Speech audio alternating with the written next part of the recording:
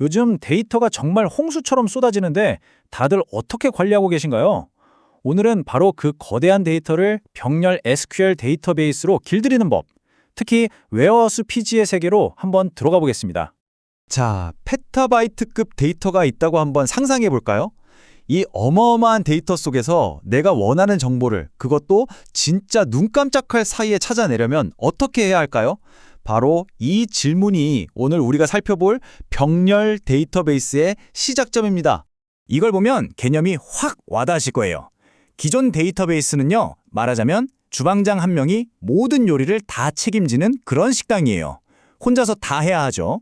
그런데 병렬 데이터베이스는 뭐냐? 헤드 셰프가 여러 명의 보조 셰프들한테 딱딱 일을 나눠주고 지휘하는 아주 거대한 팀 주방 같은 거죠.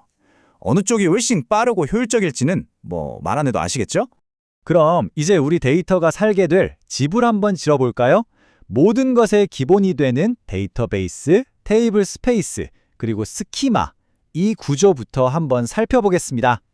이게 딱 건물을 짓는 거랑 비슷해요. 세 단계로 접근할 건데요. 첫째, 데이터베이스라는 큰 땅을 먼저 확보하고요. 둘째, 테이블 스페이스로 이 땅의 용도를 정해주는 거예요. 여긴 상가, 여긴 주택, 이런 식으로요. 마지막으로 스키마를 이용해서 내부 공간을 체계적으로 정리하는 거죠. 자, 첫 단계, 데이터베이스입니다. 이건 말이죠. 모든 테이블이나 뷰 같은 객체들을 담는 제일 큰 바구니라고 보시면 돼요. 우리가 짓는 데이터 도시의 구 같은 개념이죠. 웨어하우스 PG 클러스터 하나가 이런 구를 여러 개 관리할 수 있고요. 보시는 것처럼 Create Database라는 아주 간단한 명령으로 새로운 구역을 뚝딱 만들 수 있습니다. 다음은 테이블 스페이스. 이건 좀 더 기술적인데요. 우리가 만든 논리적인 테이블을 실제 하드디스크 같은 물리적인 저장 공간에 딱 연결해주는 다리 역할을 해요. 도시계획으로 치면 여기는 상업지구, 저쪽은 녹지, 이렇게 용도구역을 나누는 거랑 똑같아요. 예를 들어서 아주 중요한 데이터는 저기 빠른 SSD 디스크 구역에 둬야지 하고 지정할 수 있는 거죠. 마지막으로 스키마. 이건 데이터베이스라는 구 안에 있는 동네라고 생각하면 딱 맞아요. 비슷한 성격의 테이블들을 하나의 동네로 묶어서 관리하는 거죠. 이렇게 하면 이름이 겹치는 걸 막아주니까 나중에 데이터가 많아져도 아주 깔끔하게 정리할 수 있는 중요한 도구입니다. 자, 이제부터가 진짜 중요합니다. 이번 시간의 하이라이트라고 할 수 있는데요. 바로 성능을 좌우하는 테이블 설계, 그러니까 우리 데이터의 청사진을 그리는 단계로 넘어가 보겠습니다. 웨어하우스 PG에서는요, 이 크리에이트 테이블 명령어가 그냥 컬럼 몇 개 만드는 그런 단순한 작업이 절대 아니에요. 바로 이 순간 여러분이 내리는 결정 하나하나가 앞으로의 쿼리 성능의 운명을 가른다고 해도 과언이 아닙니다. 정말 중요하죠. 자, 그래서 여러분이 내려야 할 첫 번째 아주 중대한 결정이 나옵니다. 이 많은 데이터를 대체 어떻게 나눠 담을 것인가? 이 선택이 모든 것의 시작이에요. 선택지는 크게 세 가지가 있습니다. 이걸 우체부가 편지를 분류하는 과정이라고 생각하면 아주 쉬워요. 첫 번째, Distributed by. 이건 특정 키, 예를 들면 주문번호 같은 걸 기준으로 고유한 주소값을 만들어내는 해싱 기술을 써요. 그래서 데이터가 우편번호처럼 딱 정해진 곳으로 배송되게 하는 거죠. 아주 큰 테이블의 효과 만점입니다. 두 번째는 Distributed randomly. 이건 마땅한 기준이 없을 때 쓰는 건데 그냥 순서대로 돌아가면서 데이터를 골고루 나눠 담는 방식이에요. 간단하죠? 마지막으로 Distributed replicated. 이건 작지만 아주 자주 줘야 되는 테이블을 위한 전략인데요. 아예 모든 서버에 이 테이블을 통째로 복사해두는 거예요. 그럼 조인할 때 데이터를 다른 곳에서 가져올 필요가 전혀 없으니까 속도로 엄청나게 빨라지겠죠? 바로 이 코드가 실제 예시입니다. 보세요.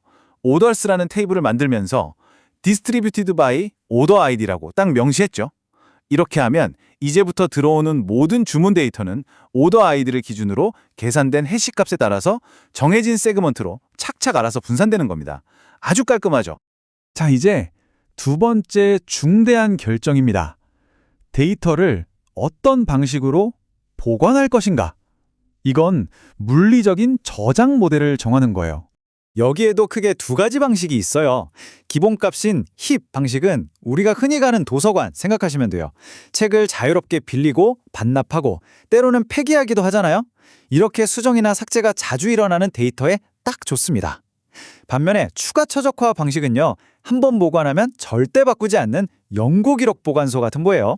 분석용 대용량 데이터를 꽉 압축해서 저장하는 데는 이만한 게 없죠. 여기 코드를 한번 보시죠. 로그 트래픽이라는 아마도 트래픽 로그를 담는 테이블 같아요.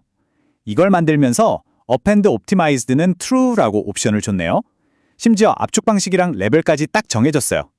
이렇게 하면 어마어마한 양의 로그 데이터도 아주 효율적으로 저장하고 나중에 분석할 때도 빠르게 처리할 수 있게 되는 겁니다. 좋습니다. 이제 이론은 충분히 배운 것 같고요. 그럼 우리가 내린 이 설계 결정들이 실제 데이터 세상에서 어떤 결과를 만들어내는지 직접 눈으로 확인해 볼 시간입니다. 자, 먼저 수정 전 상태입니다. 10만 개의 주문 데이터를 쭉 넣었더니 우리가 지정한 분산 키, 오더 언더바 아이디에 따라서 두 개의 세그먼트에 거의 정확히 5만 개씩 딱 절반으로 나뉘어 저장된 게 보이시죠? 이야, 정말 완벽하게 균형이 잡혔네요. 그리고 이게 바로 수정 후입니다. 여기서 진짜 재미있는 점이 뭐냐면요. 우리가 분산키로 썼던 오더 아이디 값을 딱 하나 바꿨더니 저기 행의 개수가 변했다는 거예요. 이게 뭘 의미할까요? 그냥 값만 바뀐 게 아니고요. 그 데이터 행 자체가 물리적으로 다른 서버, 다른 세그먼트로 이사를 갔다는 뜻입니다. 와, 우리가 설정했던 추상적인 규칙이 눈에 보이는 물리적인 이동으로 나타나는 순간인 거죠. 자, 이제 마지막 파트입니다.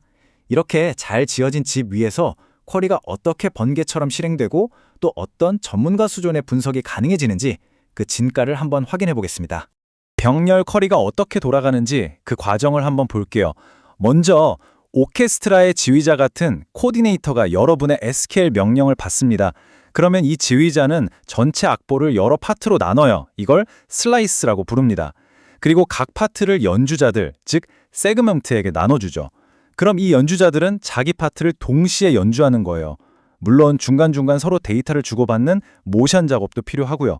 마지막으로 지휘자가 이 모든 연주 결과를 하나로 모아서 우리에게 멋진 음악, 즉 쿼리 결과를 들려주는 겁니다. 이 모든 게 착착 맞물려 돌아가니까 그렇게 빠른 속도가 나올 수 있는 거죠. 이런 구조 덕분에 우리는 데이터베이스 안에서 바로 엄청나게 강력한 분석을 수행할 수 있게 됩니다.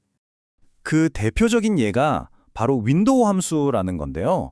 이게 뭐냐면 일반적인 평균이나 합계 함수처럼 데이터를 한 줄로 뭉개버리는 게 아니에요. 각 데이터 행은 그대로 살려두면서 그 행과 관련된 주변 데이터들을 보고 추가적인 계산을 해주는 아주 스마트한 도구입니다. 이 슬라이드에 있는 코드를 한번 보세요. 정말 깔끔하고 우아하지 않나요? 이 단 한 줄의 코드로 각 직원의 월급은 그대로 보여주면서 동시에 그 직원이 속한 부서의 평균 월급을 바로 옆에 나란히 붙여서 보여줄 수 있는 거예요. 그러니까 개별 데이터의 상세함과 집계 데이터의 통찰력을 동시에 얻는 거죠. 정말 강력하죠?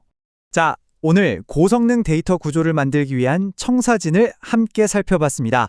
이제 여러분 차례입니다. 오늘 배운 이 지식을 활용해서 여러분은 어떤 멋진 고성능 데이터 구조물을 가장 먼저 만들어 보고 싶으신가요?